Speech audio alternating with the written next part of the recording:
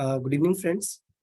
Once again, welcome to each one of you in this second day of IND-AS series, where we are discussing various important IND-AS. And today we have with us CA Hemant Arora ji. Hemant ji, welcome to you once again. Thank you. Virtually. Earlier, you have delivered many sessions on this IND-AS physically, but first time inviting you as this is new normal situation where we are learning distance learning, we can say. So one of the important IND-AS 32 and 109 on the financial instrument. Today, sir will cover about this. So if you have any question, every doubt relating to this, you can ask in the chat box. I'm also allowing the participant to unmute yourself and ask your query so that we can make fruitful discussion. We cannot park the query in the last. We can ask in between so that benefit can be availed. Apart from this, about Hemant Arora ji, he is a dynamic person in the field of IND-AS, a renowned trainer, motivator, and philosopher about the IND-AS. I am not naming the name of the firm in which he is associated. I think Hemant will tell about brief. Yeah. But he has deep knowledge in the field of IND-AS. So definitely we will learn a lot of things today. And welcome to each participant and hand over to Hemant sir. What do you? Thanks so much, sir. Thanks for the opportunity and congratulations for this great initiative, for sharing the knowledge with a great platform, I can say. Thanks. So good evening, and welcome to all of you. So today, as you know, that we have practical standard financial instruments. Let me share the screen. Yes, sir.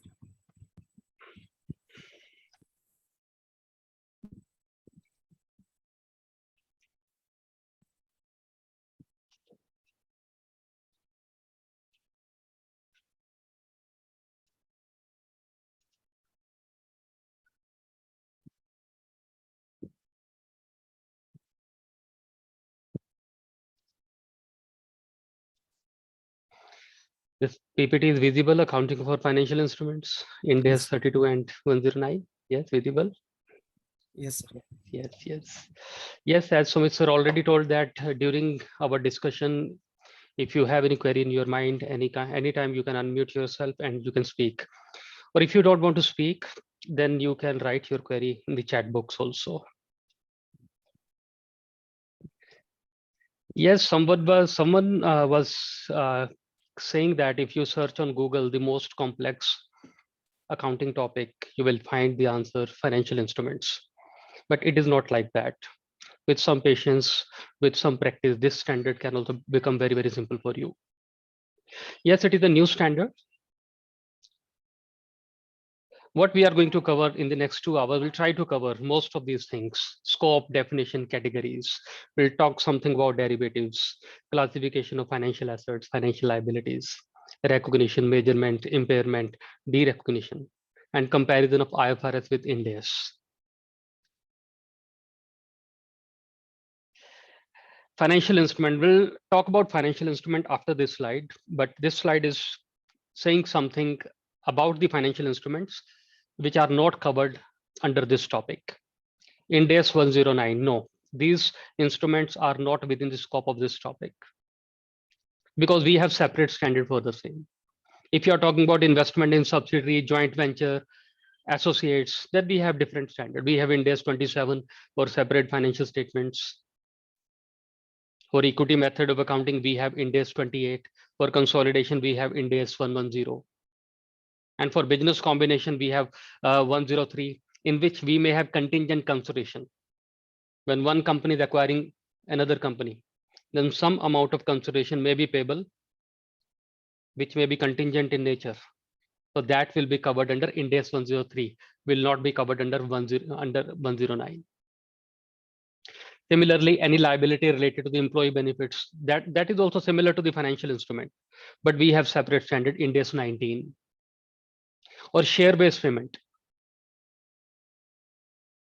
maybe equity settled, cash settled, anything which is covered under IFRS 2 or IND-AS 102 will not be covered under IND-AS 109. Look at this definition. And you will find this definition very, very simple. Giving you 30 seconds to read it.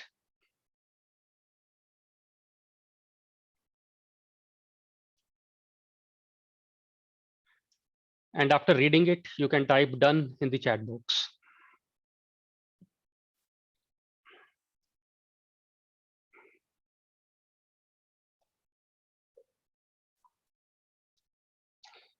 Jinesh is number one. What about you?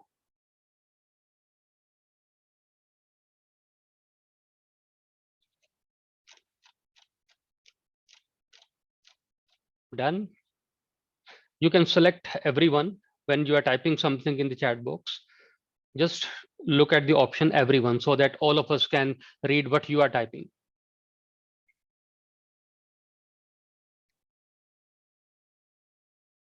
Done. Great.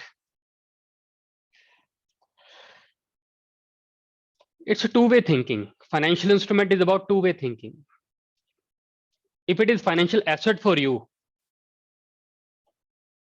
it will be financial liability or equity instrument for the other party with whom you have entered into the contract. We have many examples.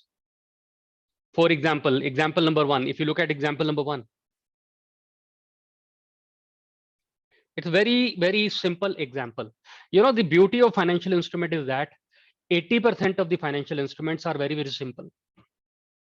If you are thinking about trade receivables, trade payables, if you are thinking about loan given, loan taken, if you are thinking about debentures, these are very, very simple financial instruments. And accounting is also very simple. But if financial instrument is complex, then only this standard will become little complex. It is not the nature of the standard which is complex. It is the nature of the financial instrument which is making this standard little complex. If you look at the first example, when an invoice is issued on sale of goods on credit, for the selling company, it will be receivable. And for the buying company, it will be payable. And in that way, you can see that we have fulfilled the definition of financial instrument. I will show you the definition once again.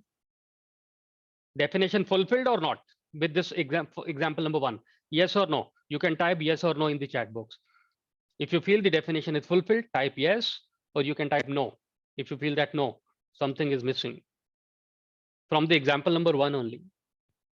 Yes. Yes. Majority of you are typing yes. If you look at the second example, when an entity raises finance by issuing equity shares, for the issuing company, it is equity instrument. And for the purchasing company, it is investment. Now, again, I will show you the definition. Now, again, type yes. If you are convinced that the definition is fulfilled, type yes. Or if you don't, you can type no. If still it is not clear, then you can type maybe. If still this definition is not clear to you, you can type maybe in the chat box. I will try to explain it once again. Yes, no, maybe. You have three options. Yes means you got it. No means you don't agree with this definition and the example. Maybe means you want me to explain this definition once again.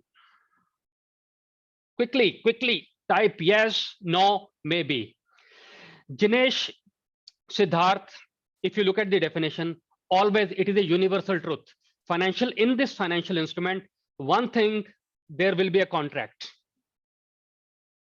And in this contract, there will be two parties. And for one party, it will be financial asset. And for another party, it will either be the financial liability or equity instrument. There are two parties, party number one, party number two. For party number one, if it is financial asset, then for party number two, by default, it will either be the financial liability or it will be equity instrument.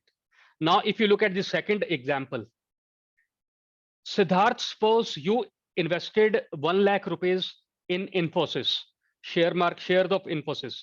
So Siddharth, for you, it will be financial asset because it is your investment in share market. But if you look at the Infosys balance sheet, it will be share capital. Yes, equity and share capital is the same thing, Paramjit. When we are saying that it is equity of other entity and share capital, it is the same thing. Paramjit, you can speak. If still it is not clear, you can speak. Understood. Great. Paramjit, you also. Either you can say okay or you can speak to clarify your doubt. Got it. Great. Now I'm moving to the third example. When entity raises finance by issuing bonds, one company is issuing bonds, debentures. For example, REC, Rural Electrification Corporation, issued bonds. It is liability for REC. But if you invested in the bonds of REC, for you, it will be financial asset.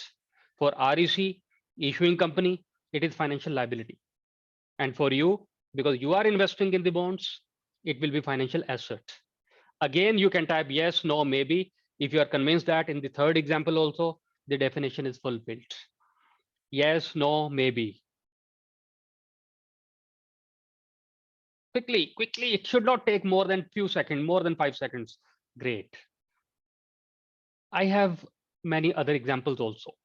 But before I give you more examples, we will look at the definition of financial assets.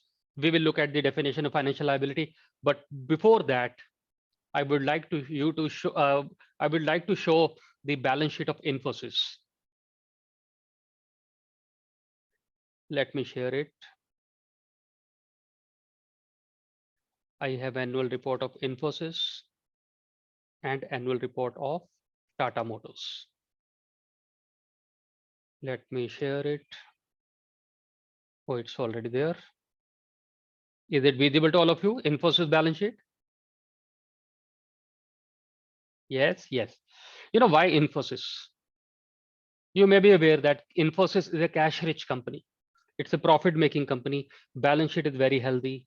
Cash flow is very healthy. Profit and loss is very healthy. And a cash-rich company. I think this company has investment in almost all the financial instruments. You name it, it has it.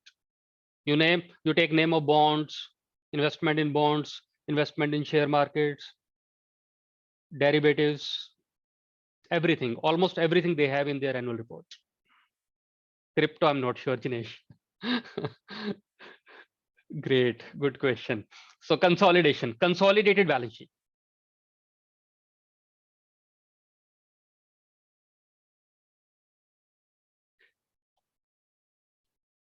Financial assets. These highlighted financial assets are non-current or current. Type in the chat box. These financial assets are current or non-current. Quickly, I want you to type something in the chat box. Non. And this is important. When you are typing, it means you are involved. You are participating with me. It's not just only I am the one who is speaking. If you are not typing, then I don't know what you are doing. Now tell me, these financial assets are current or non-current? Current. Investment is a financial asset, yes or no? Yes. Because this investment may be in the equity market, maybe in the bond market. Am I right? And for the issuing company, it will be financial liability or share capital, right? Financial liability or equity instrument for the issuing company. It's a two-way traffic. You need to think from two balance sheets always. If loan is asset for you, for someone else, it will be liability. Yes or no? Yes. Other financial asset, we will get the information in the note number 2.7. Deferred tax asset is a separate line item. It is not a financial asset. I will tell you later on why. I'm giving you the hint. Income tax asset, deferred tax asset, why these are not financial assets? Because these are not contractual assets. You do not have any contract with the Nirmala Sitharaman. There is no contract with Modi government. This is your statutory obligation or amount receivable as per this statutory requirement. This is not your contractual asset. This is not covered under IND-AS 109. Yeah, duty also. And we have different standard also now. For income tax, we have IND-AS 12. If something is covered in a more specific standard, then we don't need IND-AS 109 for the same thing, right? Yes. And other current assets are also not financial assets because these are given separately. These are not part of the financial assets. In the financial assets, non-current financial assets, they have only three things: investment, loan, and other financial assets. And in the similar way, in the current assets also, under financial assets, they have investment, they have trade receivables, they have cash and cash equivalent. It means cash is also financial asset. Why? Because cash is very much covered in the definition of financial asset. If you look at the definition of financial asset, cash is covered. That is why Infosys has mentioned cash and cash equivalent under financial assets only. Yes, duty is also not a financial asset, or maybe not be financial liability, because it may be your statutory obligation. Loan, again, loan is very much financial asset. Other financial asset will find out the nature in note number 2.7. Now you can see there are non-financial assets also. Yeah, it's fungible, but yes, it is very much covered under. Jinesh is saying that for cash, I don't have any contract. Jinesh, if you look at the currency note, I think in the currency note, it is mentioned that I promise to pay you 2,000 rupees as signed by the governor. In that way, we can say that it is fulfilling the definition. And moreover, it is covered in the definition of financial asset. Great, great. Yes, we can say, from two ways. One thing, there is a kind of contract. And second thing, it is specifically covered under the definition of financial asset. But we can spend some more time to debate it. Yes. So now you can see some of the examples of non-financial asset. Tell me, property, plant and equipment, is it financial or non-financial asset? Type in the chat box your answer. PP, non-financial asset. What about right of use asset? Financial or non-financial? Non-financial. Capital work in progress? Non-financial. Goodwill? Non-financial. Other intangible assets? Non-financial. Why? These are not fulfilling the definition of asset, definition of financial instruments, right? Not fulfilling. Because property, plant and equipment is your asset, but it is not someone else's liability. Right of use asset is your asset, but it is not someone else's liability. The same is true for other assets also. Now I will take you to the liability side. Yes, Paramjit, if you look at IND-AS 116 right of use asset, right of use asset is nothing but it is the property which you have taken on lease. Suppose your lease agreement is for 5 years. You have right of use on this asset only for 5 years, against which lease liability will be there. So there are two things in the IND-AS 116. One, you have right on this asset for using it. Second, you have lease liability. Lease liability is a financial liability, but right of use asset is not a financial asset because it is not someone else's financial liability. It is not fulfilling the definition of financial asset. And moreover, Paramjit, this right of use asset is covered under IND-AS 116. And you know that if something is covered under a different standard, then we don't need IND-AS 109 for the same. Now, if you look at the liability side, equity is very much covered under today's topic. If you agree, say yes, or you can say no. If you don't know, you can say maybe. Equity is very much covered under today's topic. Yes, no, maybe.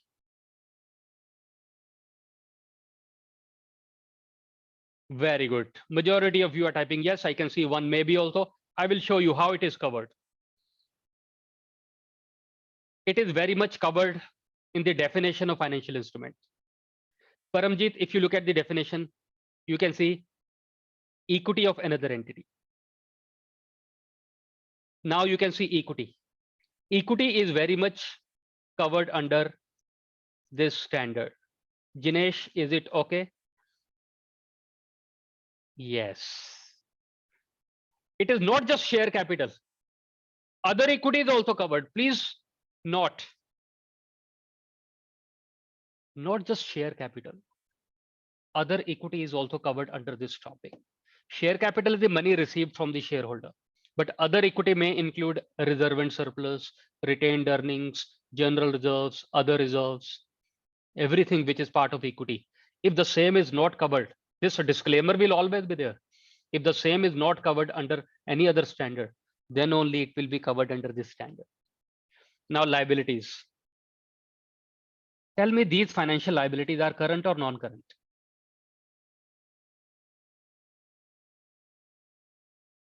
Non-current.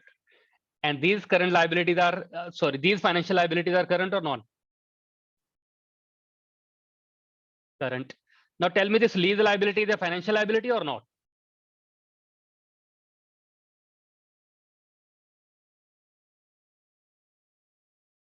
Yes, no. Yes. Yes, it is financial liability. But now I'm telling you the secret. Do you know this lease liability is not covered under IND-AS 109? This lease liability is a financial instrument, no doubt about it. But it is covered under IND-AS 116. Only the impairment, only the impairment of lease asset will be covered under this topic. Only impairment part, but not this financial instrument, because we have separate standard for the same. Other financial liability very much covered under this topic. Trade payable is very much covered under this topic. Other financial liability, yes. Deferred tax liability, no, because it is not your contractual liability, it is your statutory obligation when you are talking about income tax liability. Provision is also not a financial liability because there is no contract. Provision we create on estimated basis. For example, provision for warranty, provision for legal cases. Liability may or may not be there. There are some uncertainties.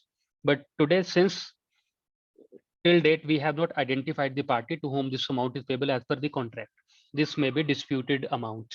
So, and moreover, you know that provision is covered under IND-AS 37.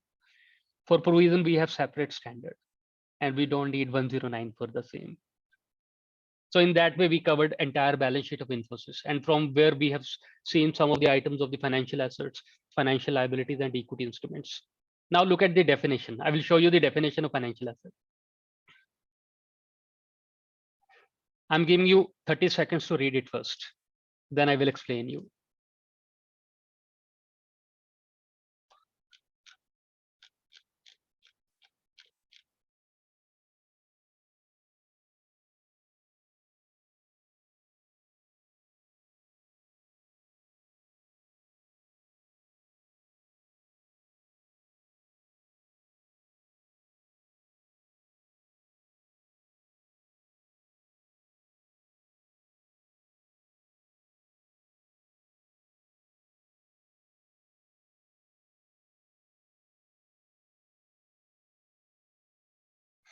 After reading it once, you can type done.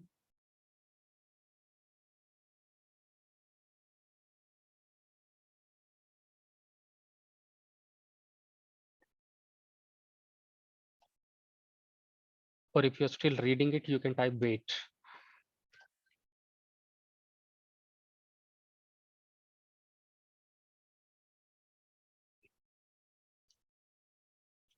Done. Done.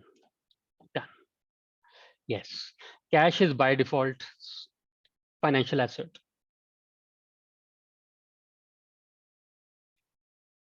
You may have some observation regarding the cash, how it can be. It is one-way contract, two-way. We can debate it, but we'll not spend much time on this cash. We'll go with the definition given in the standard. Yeah, even e-rupee also. equity instrument of another entity. This is a very simple thing. Tell me, when you invest in the share market, will you apply IND-AS 109 on your financial asset? Yes, no?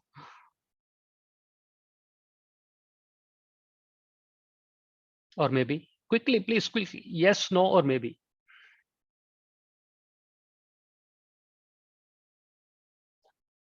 Yes, you will very much, because your investment in equity market is very much covered under this standard. It is part of the definition of financial asset. Contractual right to receive cash. Tell me, when you sell on credit, then you record trade receivable. Will you apply IND-AS 109 on trade receivable? Yes, no? Yes, very much. Derivatives. Some of your derivatives can be profit making, right? You heard about derivative now? Option, swaps, forwards. Are you aware about definition derivatives? Yes, no? Something? Little bit? Yes.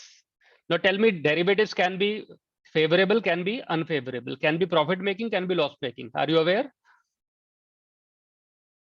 Jinesh, in some of the derivative, we may end up losing money because the situation may not be in our favor. I will give you the examples also, Jinesh. So if your derivatives are profit making, giving you money, favorable, tell me, if your derivatives are profit making, should you recognize financial asset or financial liability? Very good, asset. Now you can read it once again. You will understand it. A contractual right to exchange financial asset or financial liabilities with another entity under conditions that are potentially favorable. It is nothing but it is about derivatives, which may be profit making. When you are in the money, then you will record financial asset. Last, certain contracts that may be settled in entities' own equity instruments. Example, suppose you have given loan and after 5 years, you will issue shares. Now for the first 5 years, you are thinking that what I should record. Ultimately, it will become equity. Shall I record it as financial asset or equity? Sometimes it will be financial asset, sometimes it will be equity. I will give you the scenario in the coming slides, in which situation it will be financial asset, in which situation it will be equity. Yes, we'll cover hybrid, absolutely, Akriti. It can be hybrid also. We will cover last point with the help of examples later on.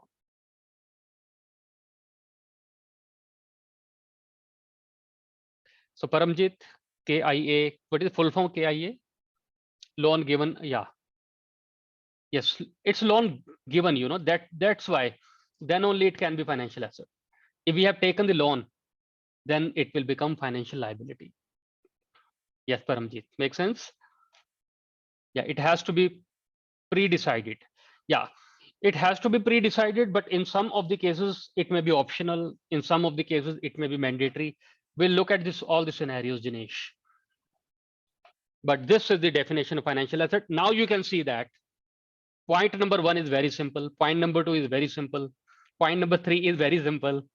And point number 4 and 5 can become complex in some of the cases. And believe me, 90% of the organizations are not dealing with point number 4 and point 5. What do you think? Only limited number of entities are dealing with the instruments which are covered under point number 4 and 5. What is your experience? You may be dealing with the big corporates. Then you may have experience of dealing with instruments covered in point number 4 and 5. But if you are not dealing with very big corporate, then I think 90% of the corporates are covered in the first 3 points itself. And for them, this standard is not very complex. Now look at the definition of financial liability also. Again, I'm giving you 30 seconds to read it. Then you can type done.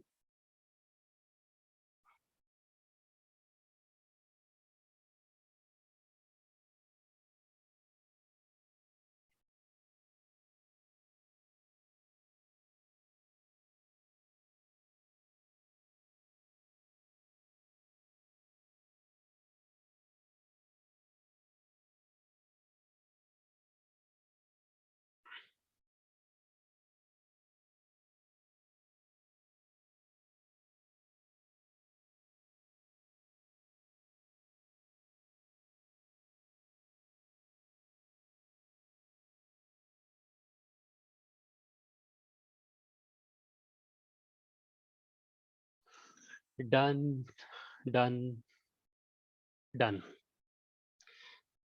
You notice this is the mirror image of the financial asset definition. Mirror image, yes, no? Only first point and second point is missing now, because there cannot be mirror image of cash. Cash is cash. There cannot be negative cash, right? Equity investment is equity investment. Opposite to this investment, equity instrument can be there. Liability cannot be there against the equity investment. Against equity investment, only equity instrument can be there. Financial liability cannot be there. That is why first 2 points you will not find in the definition of financial liability.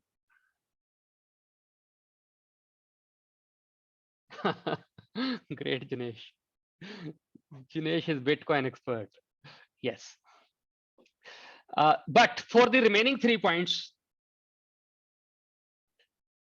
you will find the mirror image in the financial liability. For example, point number 1 is very simple. When you have contractual obligation to deliver cash or other financial asset, for example, trade payable, we know that it's my financial liability. Exchange financial assets under the conditions which are potentially unfavorable. For example, loss-making derivatives. Then you will record financial liability, or certain contract that may be settled in entity's own equity. For example, you have taken the loan, and now loan will appear on the liability side.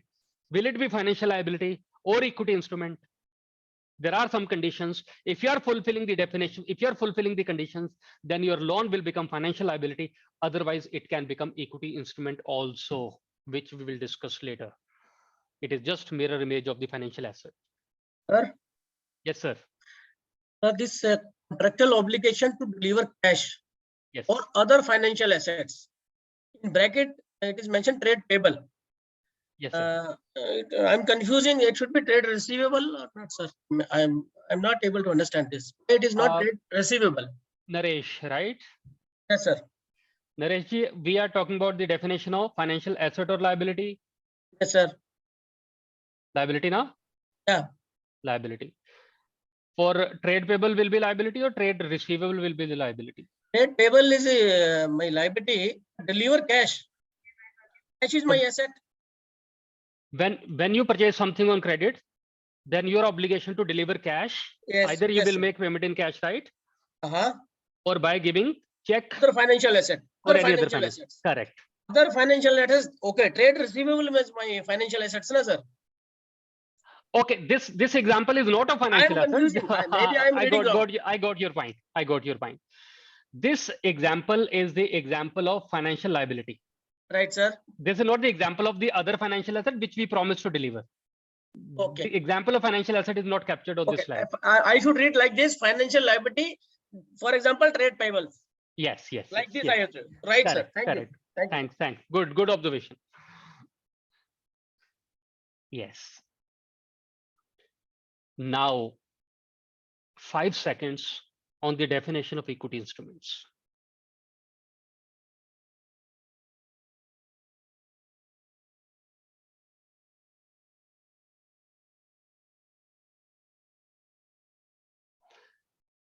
Okay, tell me, when you purchase share of a company, I think Medanta's IPO is coming. Anyone applying for Medanta's IPO or Bikaji Foods IPO?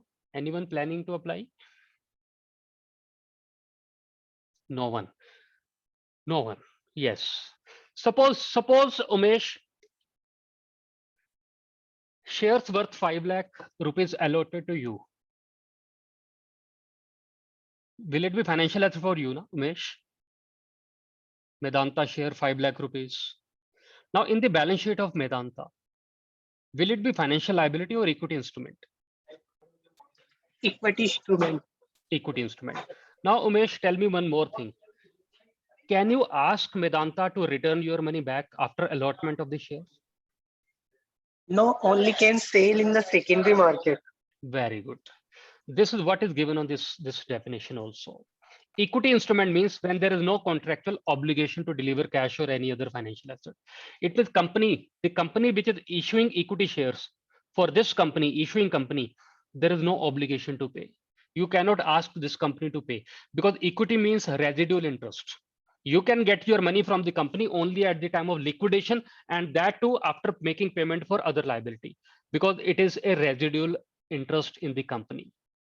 There is no contract with Umesh and Medanta to deliver cash against. You can sell your shares in the secondary market. Now, everyone, if you understood the difference between the financial liability and equity instrument, say yes, no, maybe.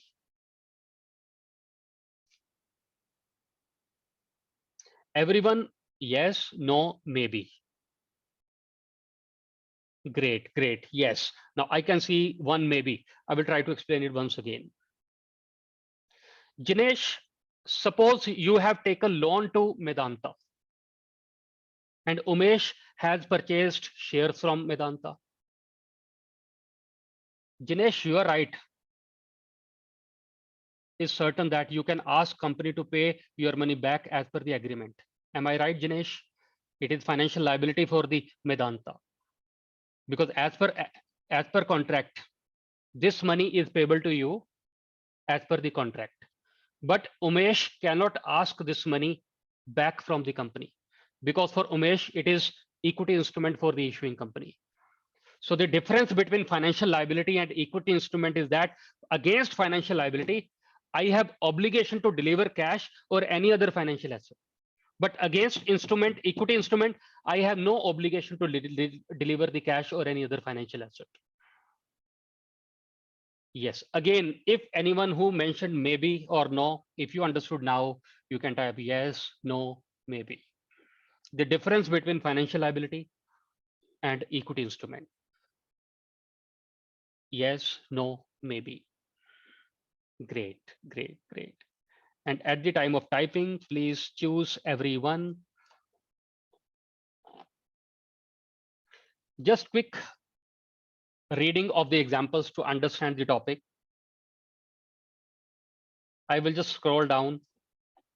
But if you have any question on these, you can stop me and I will clarify your doubt. This is only for your reading, quick reading.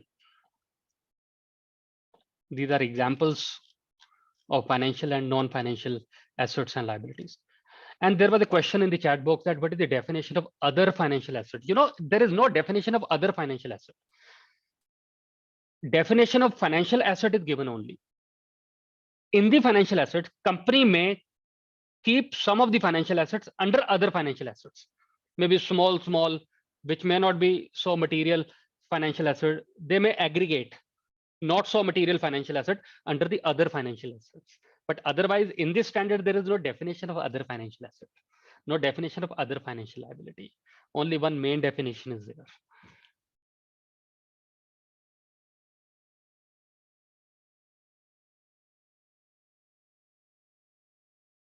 Only a few examples you can have a look, like intangible asset. You know that it is not a financial asset. No. PPE, no. Investment property, no. At least one word you can read instead of reading big lines.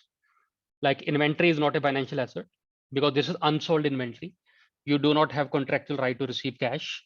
Capital work in progress is also not a financial asset because you do not have right to receive cash or any other financial asset. Trade receivable we discussed, cash and cash equivalent, trade payables, debt instrument. Derivatives are very much financial instruments, no doubt about it. Retirement benefit, obligation, employee benefits are financial liabilities, but these are not covered under IS IND-AS 109 or 32 or 107 because we have separate standard for the same. Provision we already discussed. Few more examples. Deferred taxes or taxes, income taxes, these are not financial instruments. Now tell me, preference share is a financial liability or equity instrument? Or it can be both? My question to all of you. Preference share, three options: financial liability, equity instrument, or it can be both. Very good, very good. It can be both. Gitesh, can you come on the mic? Can you tell me when it will be financial liability? Gitesh, if you are comfortable, you can speak. Sir, yesterday actually in the session, sir told that in case of preference share in IND-AS, there is a specific mention that there has to be a split between the equity portion and preferential portion. Exact working was not explained, so I remembered that, but conceptually I'm not clear, sir, frankly speaking. Perfect, perfect, Jinesh.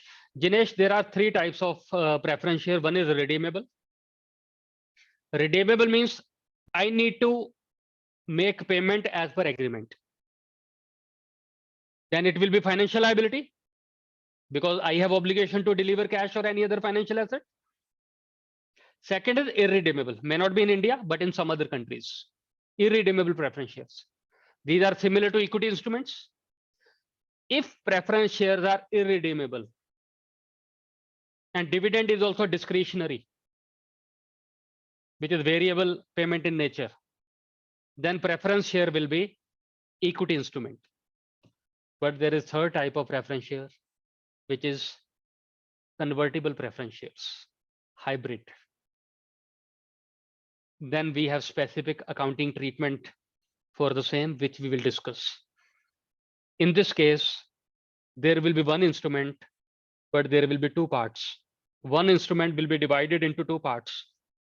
Convertible preference share will be divided into the financial liability part as well as equity part. We will discuss it.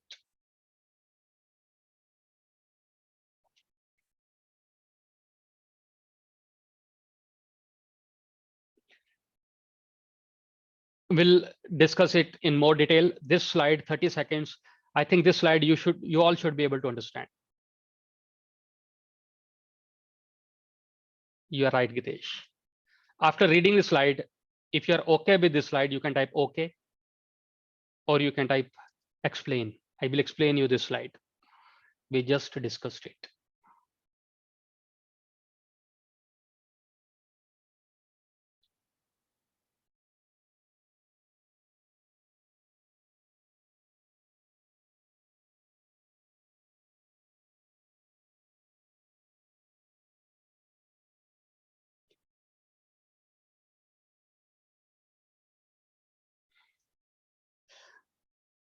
This is basically talking about preference shares or maybe some similar instrument.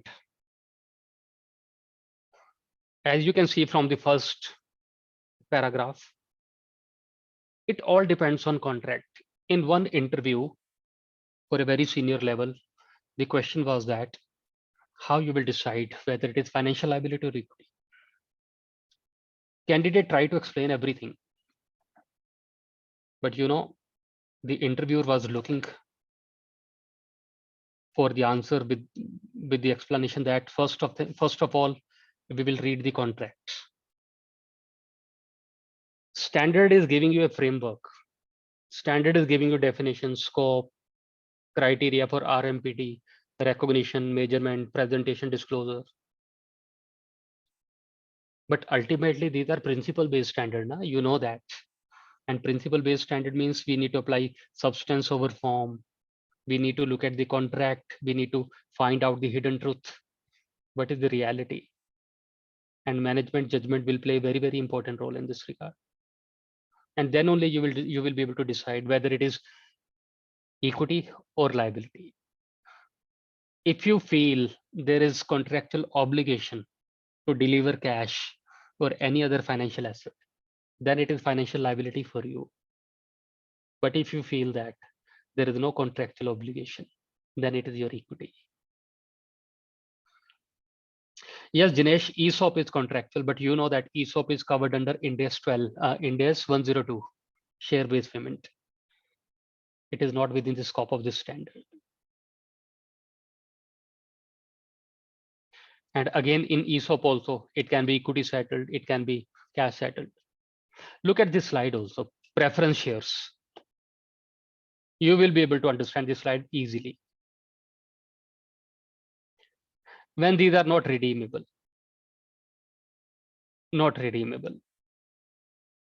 And payment of dividend is also discretionary, similar to the equity dividend. Then it will be what?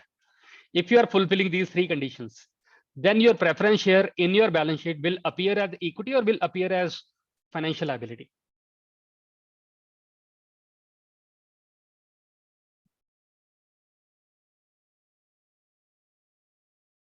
I repeat my question. If these are not redeemable and dividend payment is also discretionary, you may or may not pay. Shareholders will decide whether to pay dividend or not. It means there is no obligation to pay. Then how you would like to classify your preference share in your balance sheet? Would you classify the same as financial liability or equity?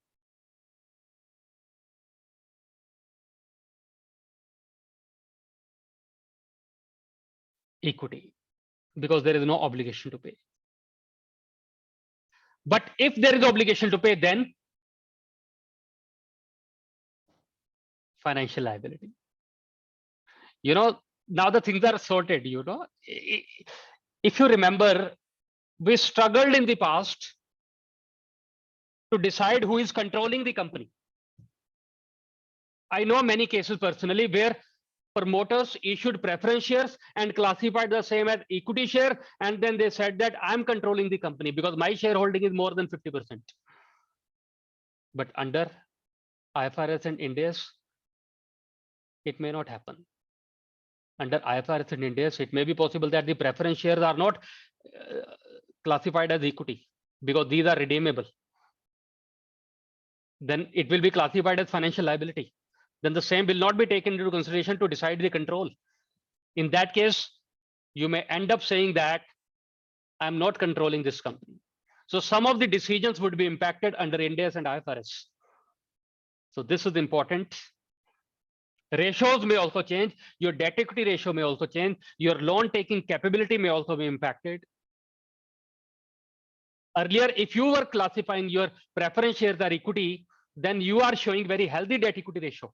But the moment you are reclassifying the same from equity to the financial liability, your debt equity ratio would be compromised. Your debt equity ratio will increase. And banks may not offer you the loan.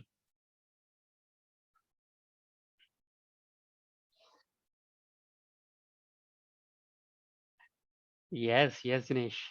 Transaction cost. I was reading the Economic Times and Bikaji Foods and Medanta. They are going to issue shares in the form of IPO. They will pay commission to the agents, to the underwriters, and some other agencies. We call it transaction cost. They have issued full page advertisement in the Economic Times. It means they will incur expenses. They will make payment to the Economic Times. They will make payment to the other agents also. This is known as transaction cost. Tell me where transaction cost will go by looking at the first paragraph. Where it will go? Will you take it to the profit and loss, or you will reduce it directly from the retained earning? I'm giving you two options. Option one, take it to the profit and loss, or option number two, reduce it from the retained earning within the balance sheet itself. What answer you are getting from the paragraph number one? Are you going to reduce it from the retained earning, or are you going to take it to the P&L? The answer is mentioned in the first paragraph. When it is mentioned that, you know, these are some of the terminologies which may be new for some of you. They may not say that reduce it from the retained earning. They will say that take it directly to the equity. And equity means other equity also. In other equity, retained earning is also included. So ultimately, they are saying you that reduce it from the retained earning directly in the balance sheet. Are you getting this point? It means you cannot take it to the P&L.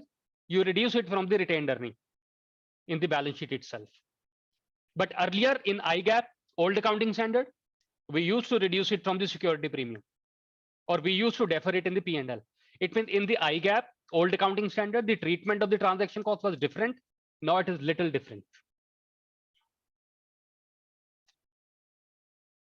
Now let's do one practical example on the compound instruments. First you read it, then type done, then I will explain you with the help of Excel file.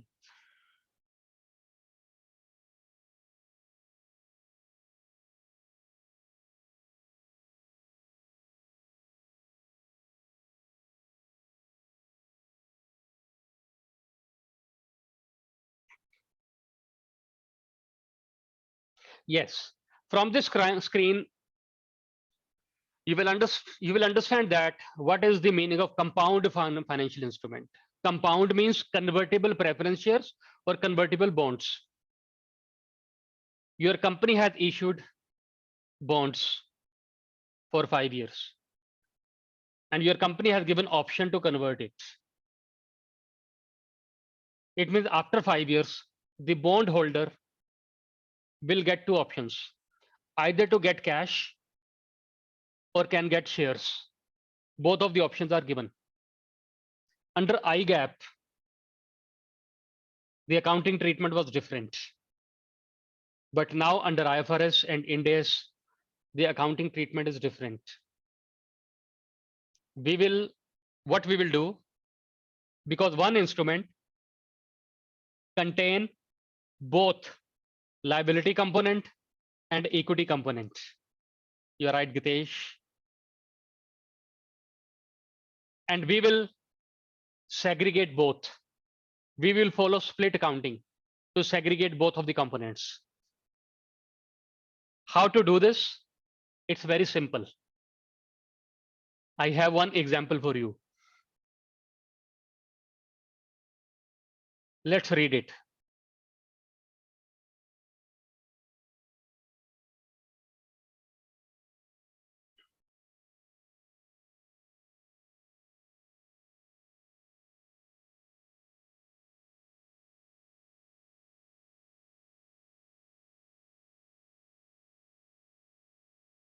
After reading it, you can type done.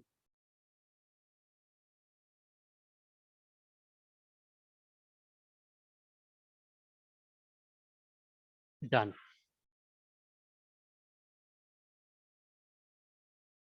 This Excel is visible to all of you. Earlier, what we used to do, debit, bank, credit, bonds, means financial liability. And from this example, the amount would be 2000 into 1000.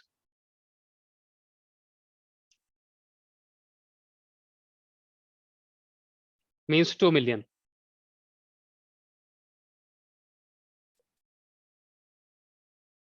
Now, under IND-AS 109,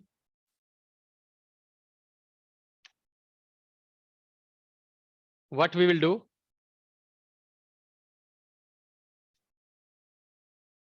debit will be same, bank, 2 million. But credit will be divided into two parts. One is bonds, means financial liability component. Second is equity component. It will not be share capital, because shares we have not issued yet. Shares may or may not be issued after 5 years. Today, it will be equity component. And what ledger you can open? For your clients, you can advise your client that the appropriate ledger for this second component can be option reserve. Because this is on account of option given to convert it. Because we have given option to convert debentures or preference shares into the equity share. So we are going to do valuation of the option reserve. And this is the other component of equity. This is not main component of equity. This is not share capital. This is other component of equity.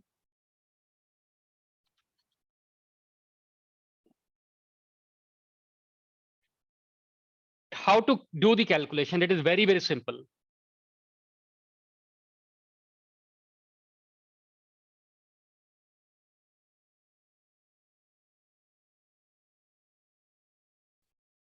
There are two rate of interest given in this example, 6% and 9%.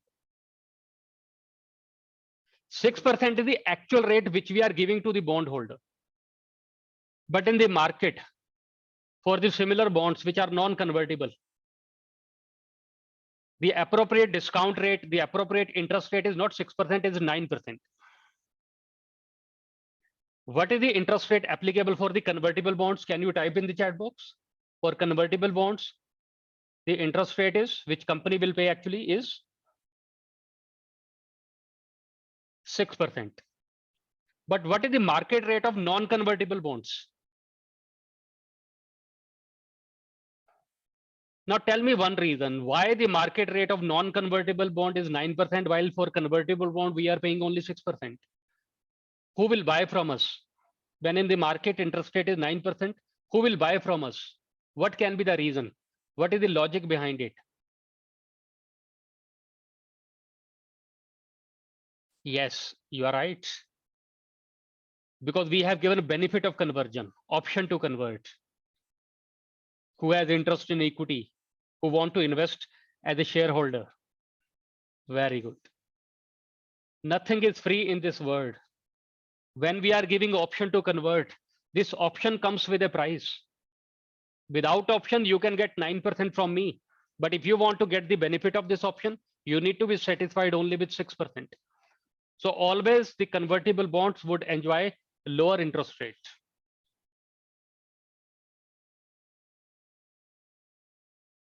Now you know that the definition of financial liability is obligation to pay.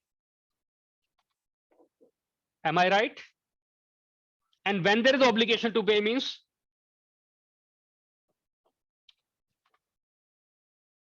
no conversion. Obligation to pay will come only when there is no conversion happening. And when no conversion is happening, then 9% interest rate will be applicable. So effective interest rate will be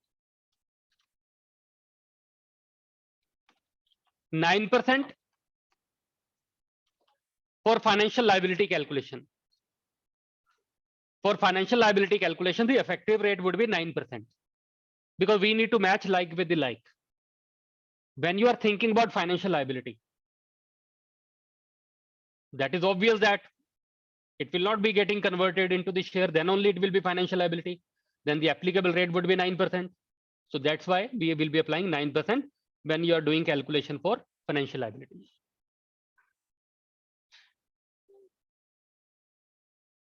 Yes, actually we will pay 6%.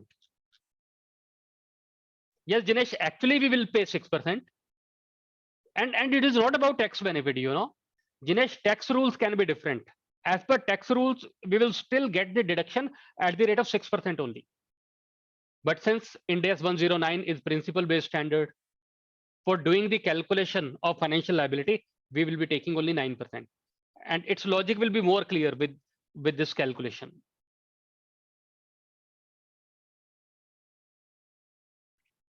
Agreement is for 3 years.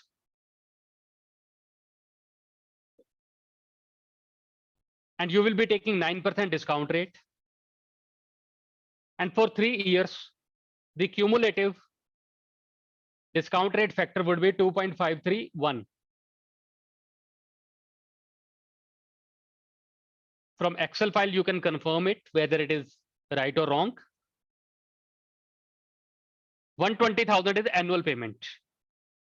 Present value of interest. This is interest payment. Now you all can see how we calculated 120,000.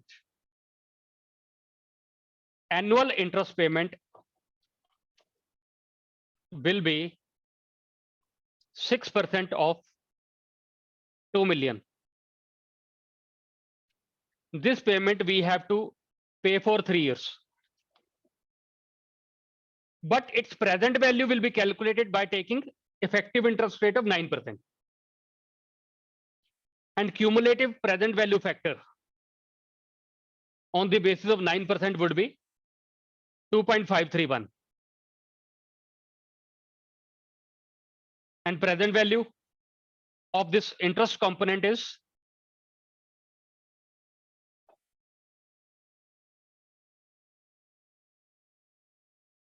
but after 3 years, we need to pay the principal amount also, which is 2 million. And this payment will be made after 3 years, not for 3 years. Like this is for 1 to 3 years.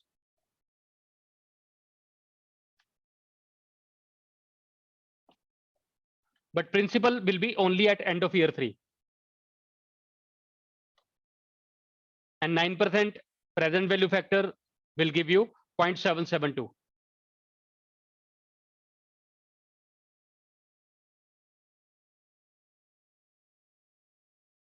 Total.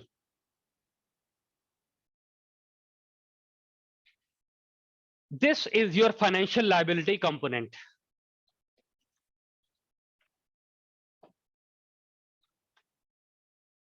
And you can prove it right. You already know that. The definition of financial liability says that when there is obligation to deliver cash or any other financial asset. So this is your obligation. 1847720. You can check it by doing the reverse calculation. This is your obligation to deliver cash. And this obligation to deliver cash arises only when there is no conversion into the equity share, when there is no option to convert.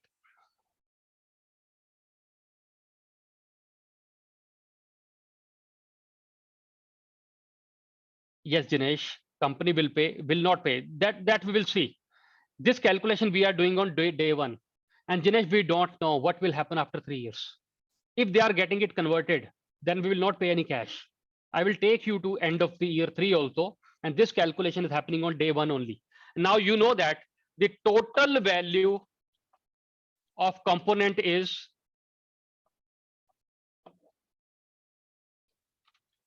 $2 million, out of which financial liability is 184. The difference will be equity component.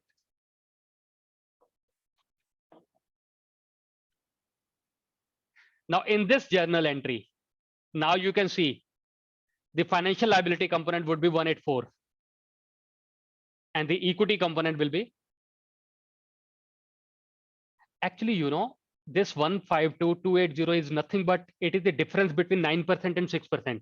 This is the saving for the company. Instead of paying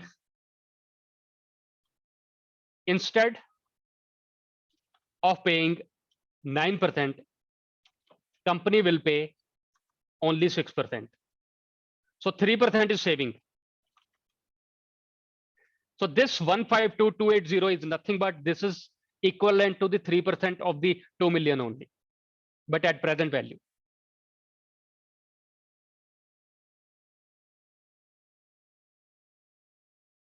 Day 1 value of financial liability component is this. This will be your liability in the balance sheet. Day 1 liability, financial liability in the balance sheet. After 1 year, what will happen? You need to accrue interest also, finance cost also, because you are treating 1847720 as your financial liability. On this financial liability, you would like to accrue the finance cost also. So add finance cost. And finance cost will be at 9% only, na? Because you will be calculating 9% on this financial liability.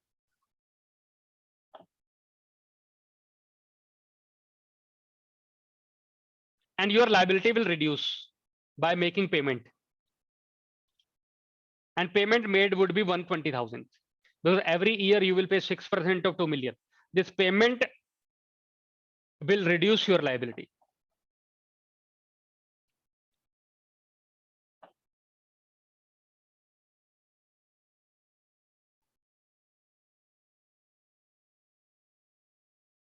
Closing balance of financial liability. Now you will repeat this process for the second year also. And third year also. If your calculation is correct, then your closing balance will be equal to the maturity value of 2 million. And it is exactly equal to 2 million only. If you feel there is some difference, that difference is only on account of rounding off. That is acceptable. What will be your finance cost in the profit and loss in the first year? Can you type your answer in the chat box?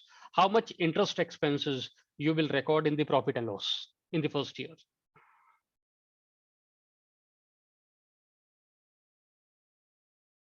Very good. Everyone. Yes. And second year finance cost. And it will go to the profit and loss. Yes. Yes, Jinesh, the tax benefit will be only on 120,000. Where the tax rules are as per Income Tax Act 1961. It is only for accounting purpose. Now, after 3 years, what can happen? Two things can happen. Either converted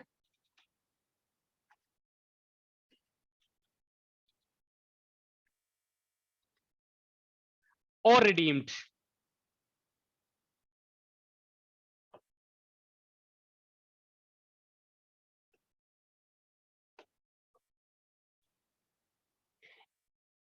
If redeemed, accounting is very simple.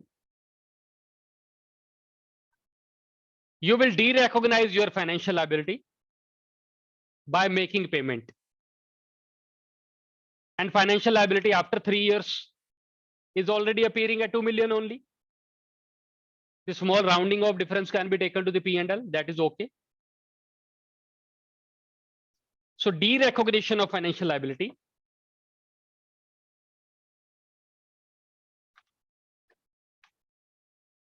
by making payment. Very simple. But if getting converted, then also it is very simple.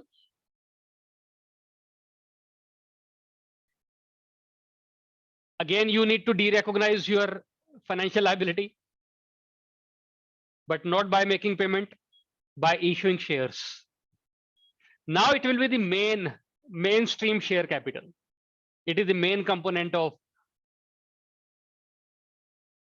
equity. But this de-recognition is not by making payment. This de-recognition is by issuing shares.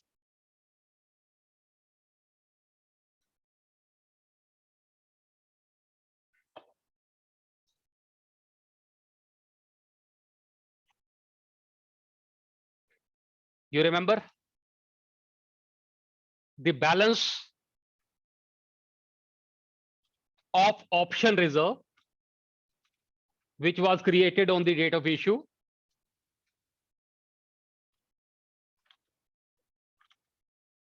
is still the same, which is part of other component of equity. The balance of the option reserve, which was created on the date of issue, is still the same, which is lying in the balance sheet, being part of other component of equity.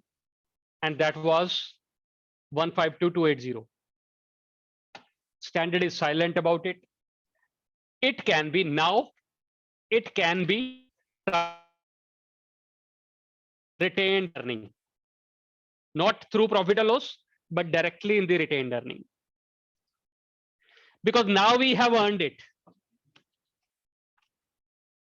Now I can say that we have earned it. You know why? How I can say that we have earned it? In the last 3 years, we have recorded finance cost using 9% instead of 6%. Agreed now? In the last 3 years, our finance cost is calculated by using 9% instead of 6%.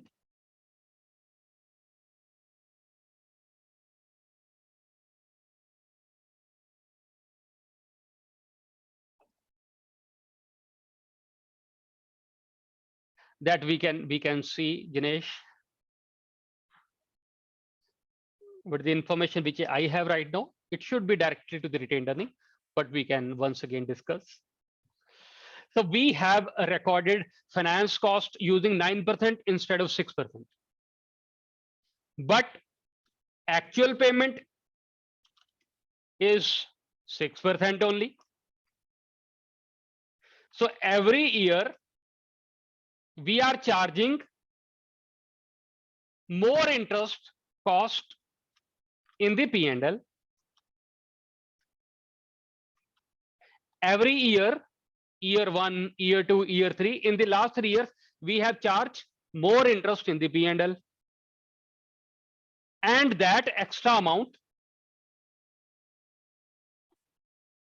was accumulated on day 1 in the form of option reserve. Since we already have retained our retained earning in the last 3 years, now it makes sense to transfer it back to the retained earning. We already have reduced our retained earning in the last 3 years. Now it makes sense to transfer the accumulated balance of option reserve back to the profit and loss. That's why we are saying that now we have earned it. So Jinesh is saying it will be transferred through P&L. I'm saying to directly to the retained earning. That we can check once again after reading the standard. Great. Any question in your mind? Anyone can speak. Above method of accounting is known as split accounting. Compound financial instrument, hybrid financial instruments. Compound financial instruments are also known as hybrid financial instruments.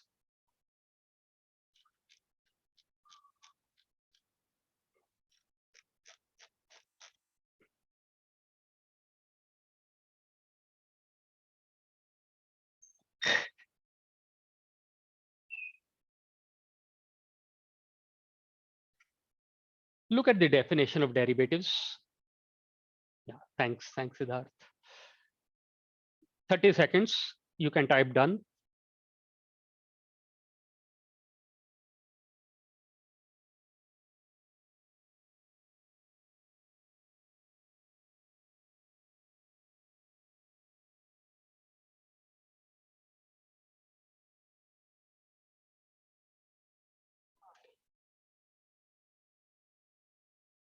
Sneha, in which account difference of 9%, 6% will be? So Sneha, that was accumulated. Let me show you. Let me open the Excel file. The difference between 9% and 6% was accumulated in the option reserve. Yes, you can see this. Is it okay, Sneha? Or your question was different? So my question is different. This is the day 1 entry, right? Yes, Sneha. But year by year, we will book like finance cost by 9% and we will pay 6%, right? So Yes. there would be some amount in payable. Like if we are making provision of 9% and we are paying 6% only, there would be some payable. Correct, you are right. So Sneha, good observation. So Sneha, I will show you the calculation of the finance cost. We started with the day 1 present value, which is 1847720. You Yes. know how we calculated 1847720, Sneha? Yes, I understood. Now we have done unwinding. This process, the calculation of finance cost, is also known as unwinding of discount, right? Yes. These IFRS are using few new terminologies also, and one terminology is unwinding of discount. Our starting point is the present value, in which we have added 9%, right? You are worried about the difference between 9% and 6%, right? Right.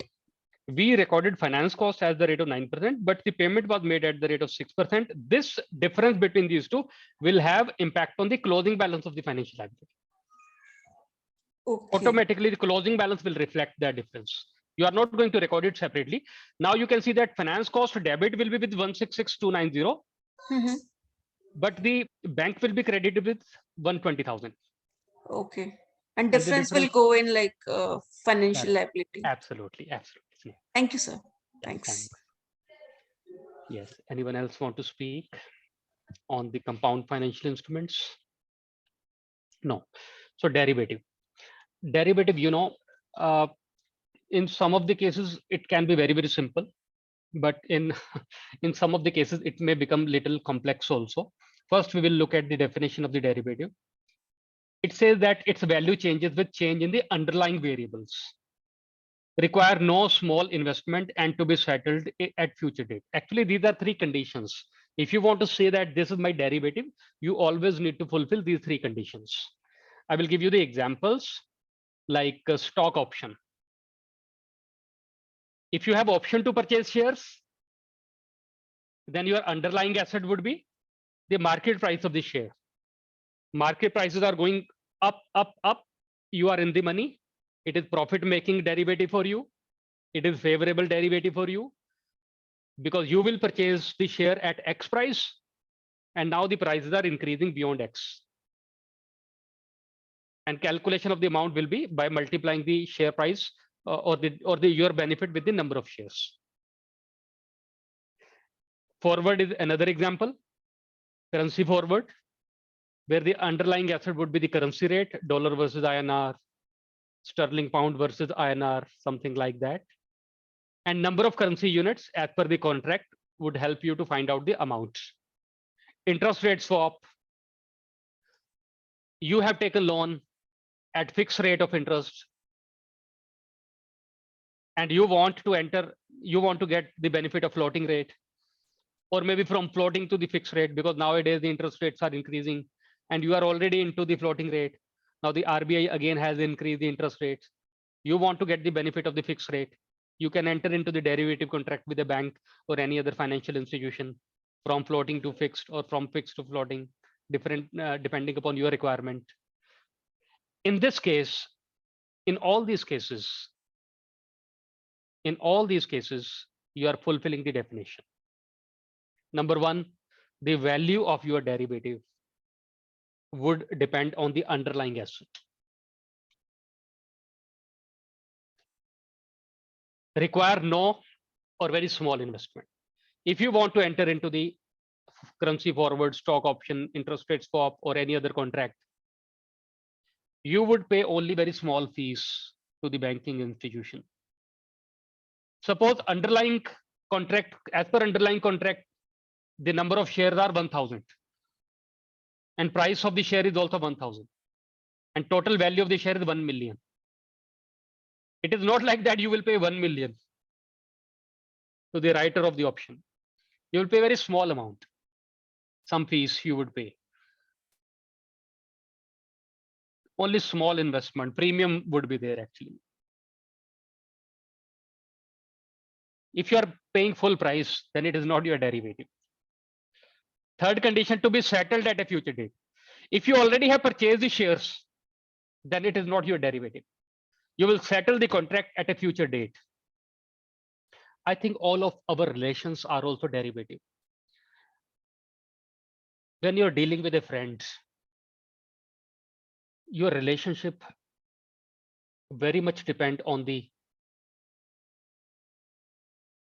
underlying variable, means the way your friend is speaking to you, your mood, your relationship would depend on the behavior of your friend.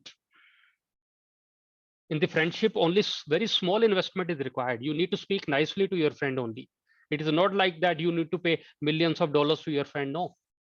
And the benefit, if you are speaking nicely, if you are helping your friend, the benefit of this help you will enjoy in a future date, not today. It is not like that if you're doing something good for your friend, do not expect that your friend will give you money immediately. No, the benefit you will enjoy in future. Yes, Dinesh. Hybrid embedded derivative, which is also known as hybrid instrument, in which there would be two financial instruments. One would be the host financial instrument, and the second would be the embedded derivative. So host contract and embedded derivative. Example we already have covered. The example which we just discussed on Excel file. Compound financial instrument. Actually, there are two things in the compound financial instrument.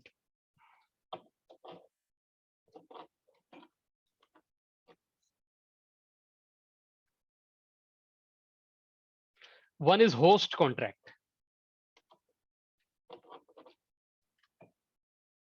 Which is purchase of bonds. You are purchasing bonds. This is your main contract. And the byproduct of this host contract is embedded derivative. Option to convert.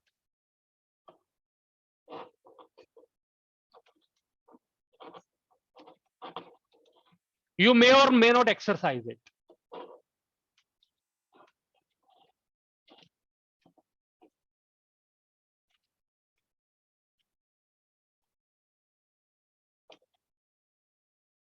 This is your hybrid financial instrument. This is your hybrid contract, compound financial instrument. You also call it embedded derivative. In this example, you will segregate both. First, you will be measuring the financial liability component by calculating the present value of the future cash flow by taking the effective interest rate. And then the balancing figure would be the value of option. That's for the appropriate ledger. You remember the ledger which we used was the option reserve. Option reserve is nothing but the valuation of the derivative. You just did valuation of derivative when you calculated the same as the balancing figure.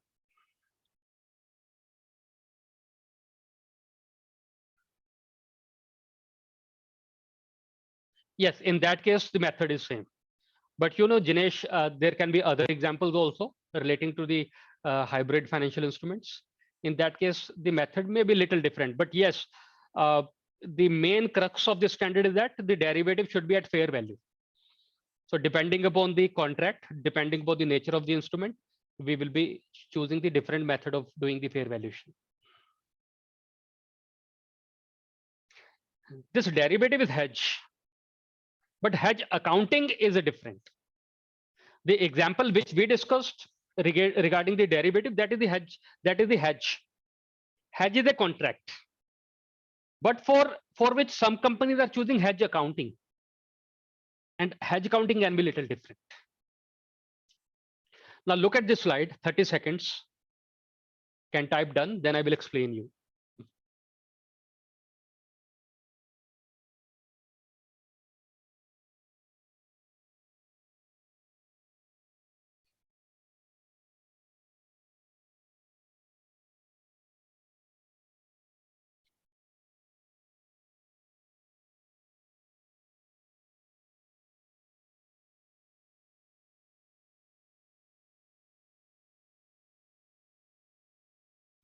You can type done after reading it.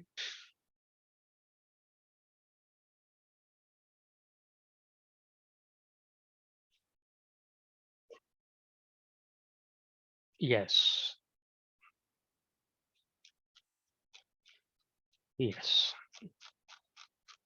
We can spend 8 hours also on this slide. We can spend 15 minutes also. I will try to justify 15 minutes on this slide. We'll try to simplify it. First thing, to understand this slide, just keep in mind there are two types of, or maybe three types of financial assets.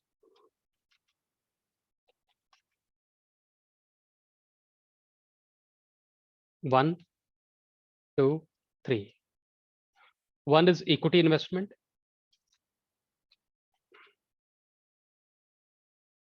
Second is debt investment. Third is favorable derivatives. Equity investment, for example, investment in Infosys or Tata Motors or any other company which you like. Debt investment means investment in bonds, debentures, or loan given. Loan given is also debt investment, or even trade receivable also.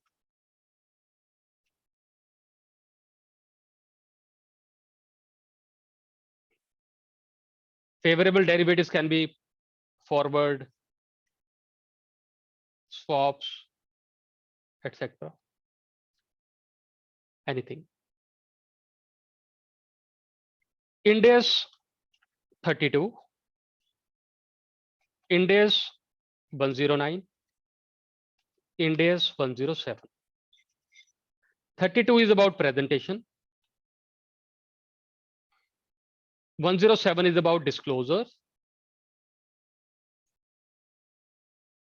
109 is about, the name of 109 is financial instrument, and it is about recognition, measurement, hedge counting, impairment, derecognition, etc.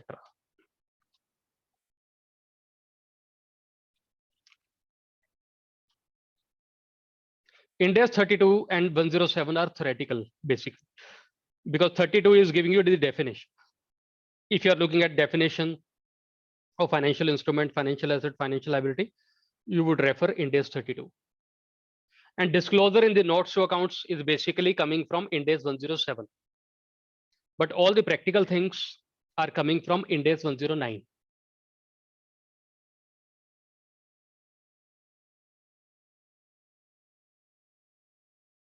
Three types of classification are given for financial assets. If you remember from that slide, can you type in the chat box? Let me see your photographic memory. So three types of classifications which were there on the slide.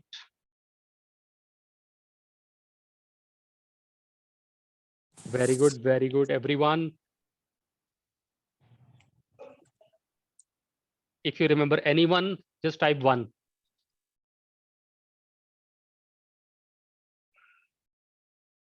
Everyone.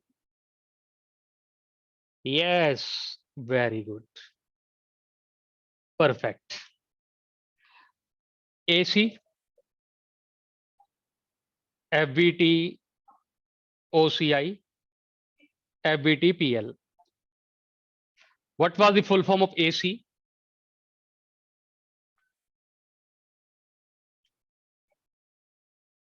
Fair value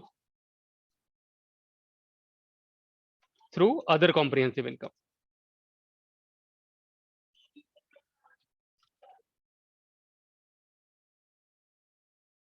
Fair value through profit and loss.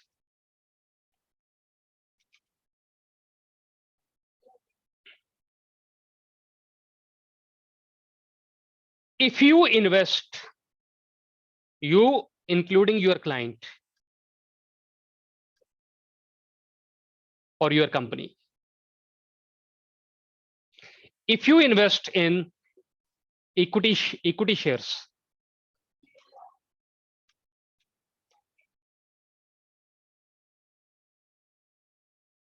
so it will be at fair value through profit and loss. It means it will always be mark to market.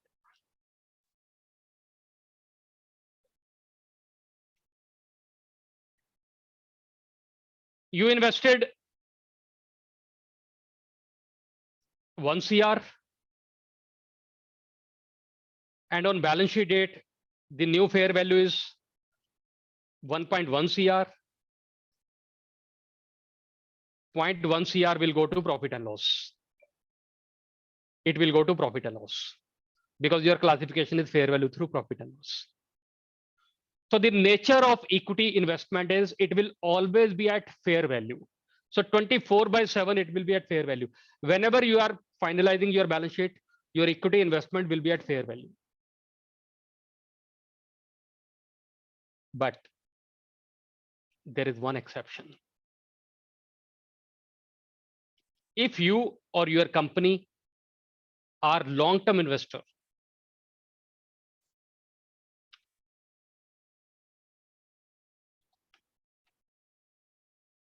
then you can opt for FBT OCI also. That is optional, irrevocable option.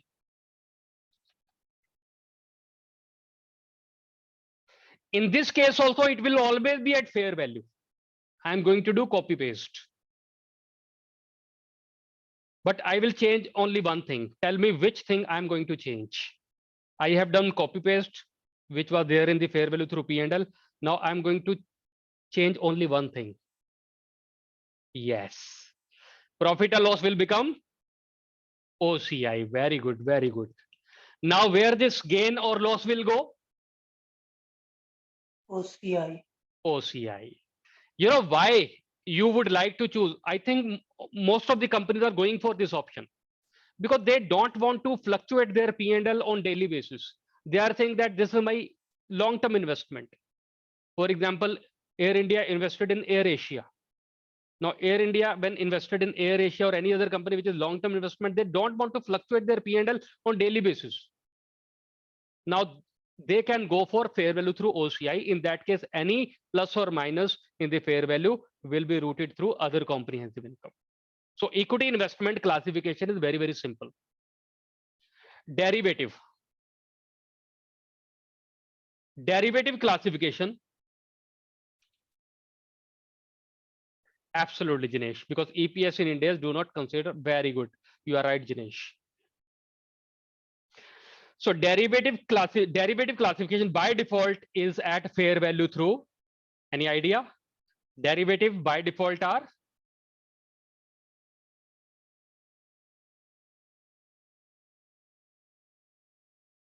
fair value through. Yes, your guess is right. So derivative classification will be fair value through P&L. Let's say old fair value is 50 lakhs. New fair value is 49 lakhs. Where 1 lakh loss will go?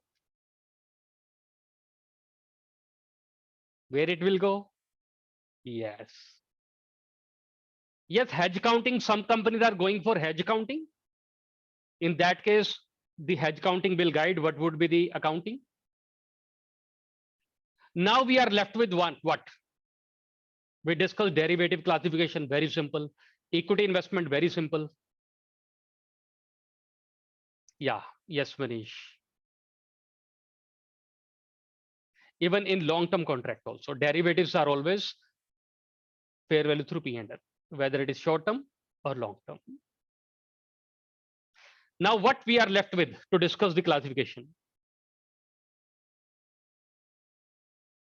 Very good. We are left with debt-based investment. You and your company invested in bonds of Rural Electrification Corporation for 5 crore.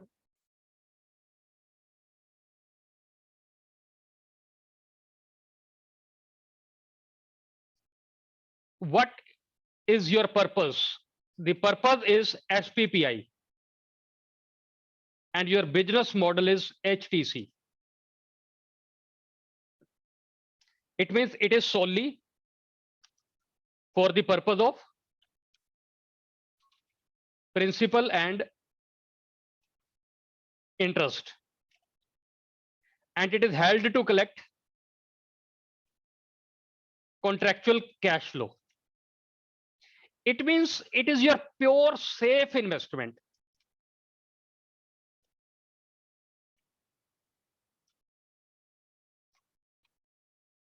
One thing, it is debt investment, risk is less. And second thing is that you are willing to wait till maturity. You are not interested in selling it.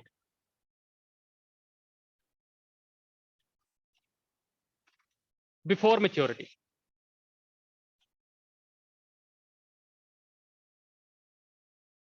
Now you will apply the classification of amortized cost. Amortized cost is very simple. It's very simple calculation, which you already know. It means in this case, under amortized cost method, the initial carrying value of financial asset will be at present value of future cash flow using effective interest rate. You remember the example of compound financial instrument. You already know how to calculate the present value of the future cash flow. The same calculation That was also amortized cost. But if your debt investment is available for sale, it means you're open for sale.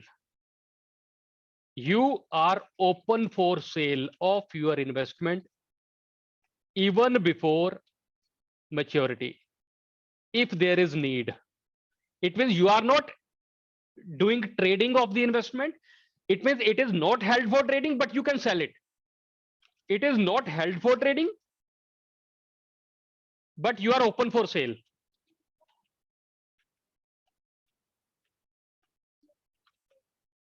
Held for trading will become a different model altogether. If something is held for sale, held for trading. If something is held for trading, it means you are doing business of buying and selling of the financial instruments. That will become different business model.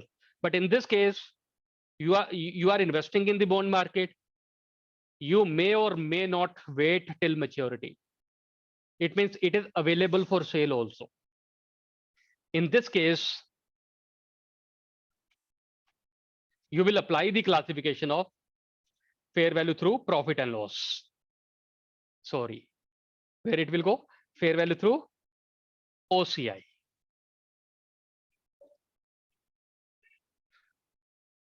So in nutshell, in summary, equity investment.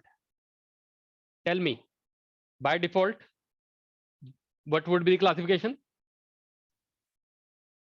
If you remember, if it is your equity investment, then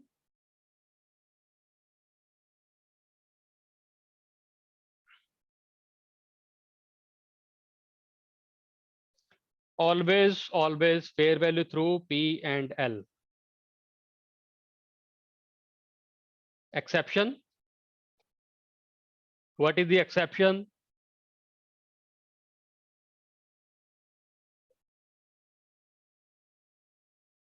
If it is long term strategic investment, then it will be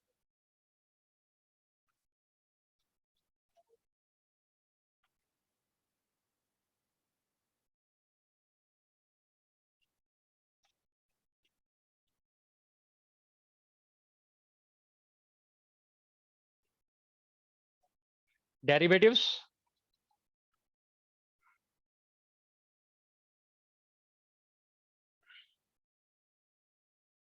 By default,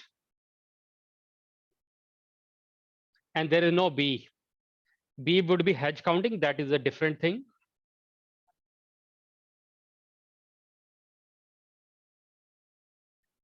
Debt-based investment. A. When it would be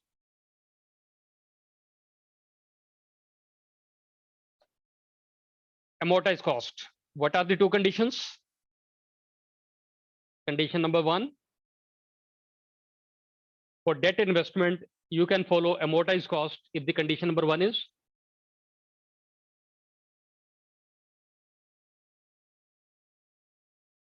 SPPI, solely for the purpose of principal and interest. Second is held to collect contractual cash flow. But it will become FBT OCI when it is available for sale. You know, these are logical. One thing you noticed, you will do fair value of financial asset when asset can be sold in the market. For example, for equity, I'm talking about debt investment. You will do fair value of debt investment, debt-based financial asset, when asset can be sold in the market. It was AC, amortized cost method, when you fulfill two conditions. One is SPPI, second is HTC. Means it cannot be sold in the market. Are you getting this point? Why you are applying amortized cost method? Because in this case, your investment will not be sold in the market. If you invested in the bonds of the Rural Electrification Corporation, after 5 years, you will get your money back from the REC only. You will not sell those debentures in the market, because you have fulfilled these two conditions, SPPI and HTC. SPPI is very simple to understand. SPPI means on this bonds, you will get principal as well as interest. Second is the HTC, held to collect contractual cash flow. It means you are not interested in selling these bonds in the market before maturity. You want to wait till maturity. Now tell me, if you are fulfilling these two conditions, which classification you will follow? If you are fulfilling these two conditions, which classification you will follow? Amortized cost. Tell me, after 1 year, can company change its business model? Can company say after 1 year that now I'm planning to sell it? Now it is available for sale. Can you do that? Possible or not? Now tell me one thing. These accounting standards are telling you how to do business or telling you how to do accounting? What is the purpose of these accounting standards? How to do the business or how to do accounting? What is the purpose of these accounting standards? Accounting, na? How to do accounting. These accounting standards are not telling you how to do the business. Now you invested 5 crore in the bonds, and today your business model is that I want to wait till maturity. It is HTC. Now after 1 year, can management decide that now it is available for sale? Can accounting standards stop you from doing that? Can your auditor say you that no, you cannot sell it? Because earlier you told that I will not sell it. After 1 year, now you are telling me that I will sell it. No, no, no. Anyone can sell, na? You can change your business model, right? Absolutely. It is your business, na? Accounting standards are only helping you to do the proper accounting. The purpose of accounting standard is not to tell you how to do the business. The purpose of accounting standard is to tell you how to do the proper accounting. Now, in future, if you change your business model, you will change classification also. Make sense or not? We will change the classification according to the business model. Yes, that is very much possible. And now tell me, equity investment. Equity investment, it was fair value through P&L, but Infosys opted for FBT OCI because it was strategic long-term investment. Now, can Infosys, now tell me, this classification is mandatory or optional for Infosys for equity investment? This classification of fair value through OCI is optional or mandatory? Optional. Optional. Now tell me, after 1 year, can Infosys change its business model by saying that now this investment is also available for sale? Earlier it was strategic long term, now it is available for sale. In future, if Infosys is saying now it is not long term, then also Infosys cannot change classification, because that was optional and that was irrevocable. ये तो उन्होंने अपनी मर्जी से किया था ना, किसने बोला था? That was irrevocable. This is there because companies should not misuse it. Otherwise, you know, companies would choose differently, and later on, as per their own convenience, they will keep on changing their business model and keep on changing the classification. Then the entire purpose of the standard would be defeated. Absolutely, Dinesh. Now, once you opted for optional classification, then you cannot go back to the earlier classification, even if you are changing your business model. If you understood these three classification, say yes or no, or maybe yes. Now we can spend some time on your question answer. We still have 10 minutes. Even Sumit sir told that the question should come during the session itself. Some of you asked the question also, but now also you can ask your questions.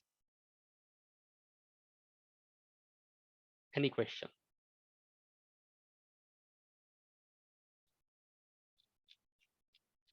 So I would like to say that you have covered.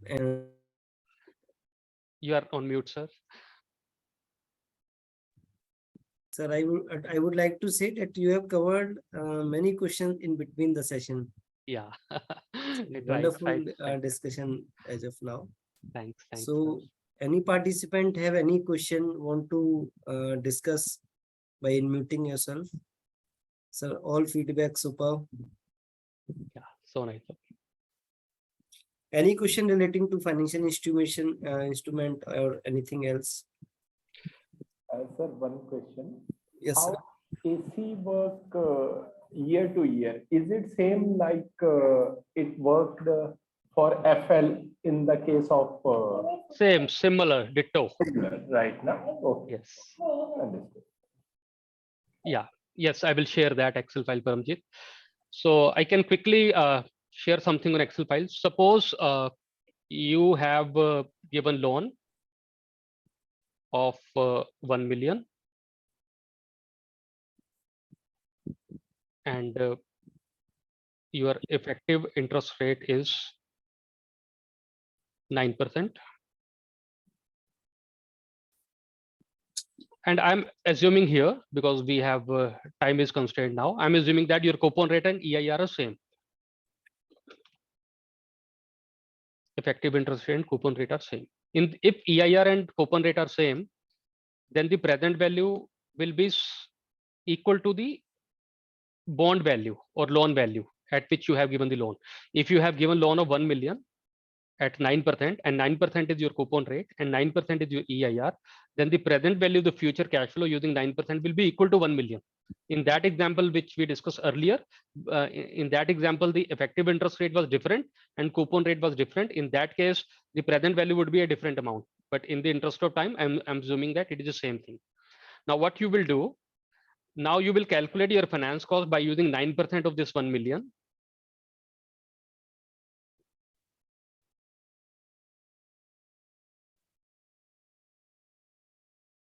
$1 million into 9%.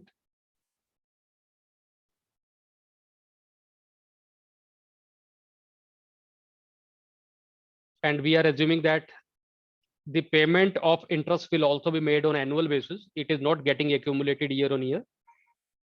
Then it will be minus 9,000, same amount you will pay. And closing balance will be your initial amount, which is present value of the future cash flow, plus finance cost or finance income, whatever. On loan, it will be finance income. If you have given the loan, it will be finance income. If you have taken the loan, then it will be the finance cost. The calculation is same. This will be your closing balance.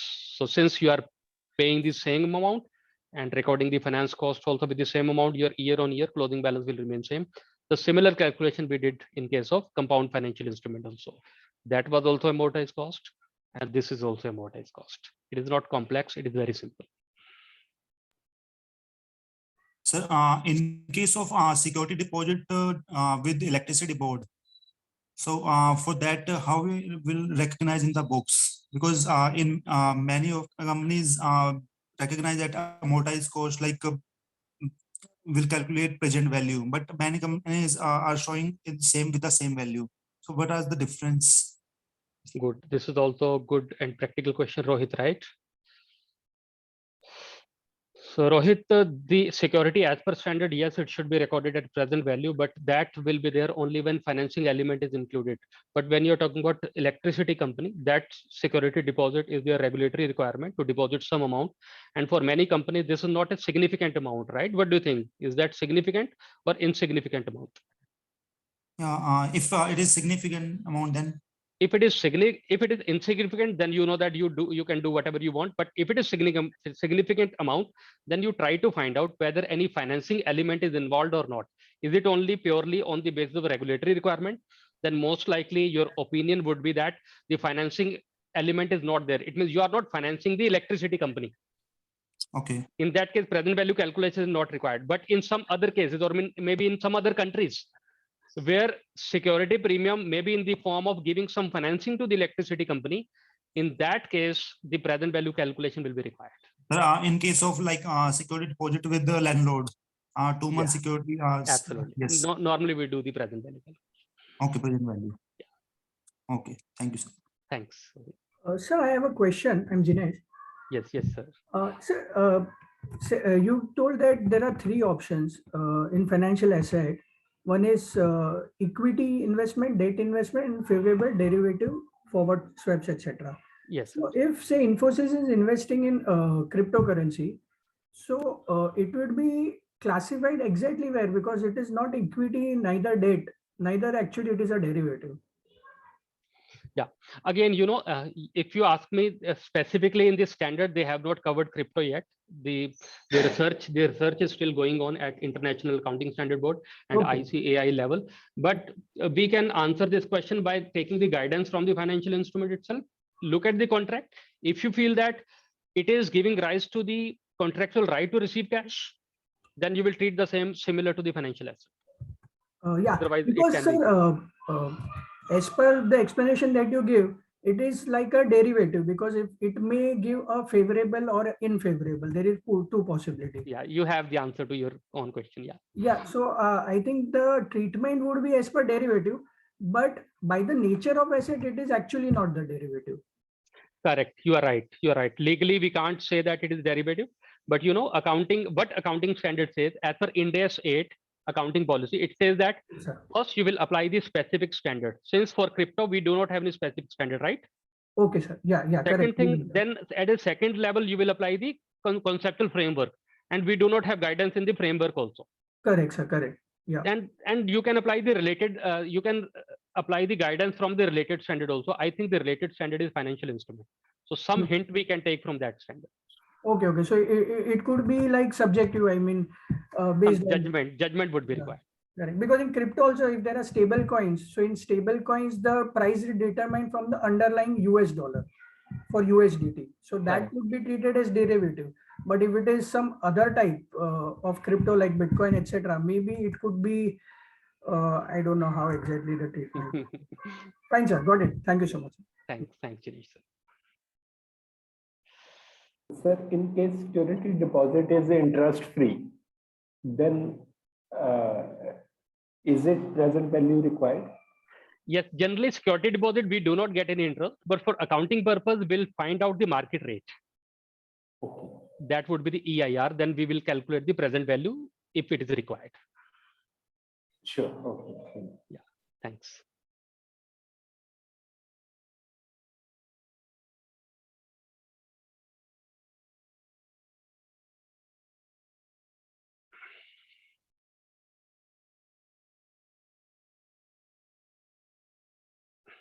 Thanks for your messages. Thanks.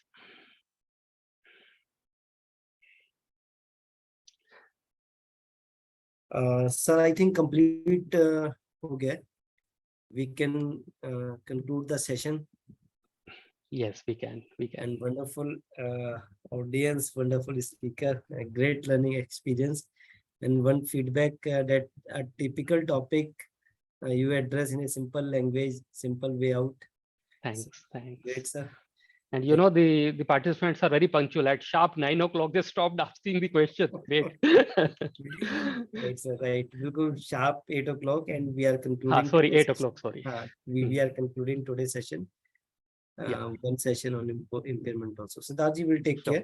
Sure. And thank you, Hemanji, for your wonderful session. Thank you. And thanks to all participants. Thank you so much, sir. Thank you. Thank you. Bye-bye. Hemant sir, please share your presentation. Yes, we'll share that. I will share. Thank you so much. Thanks. Bye-bye.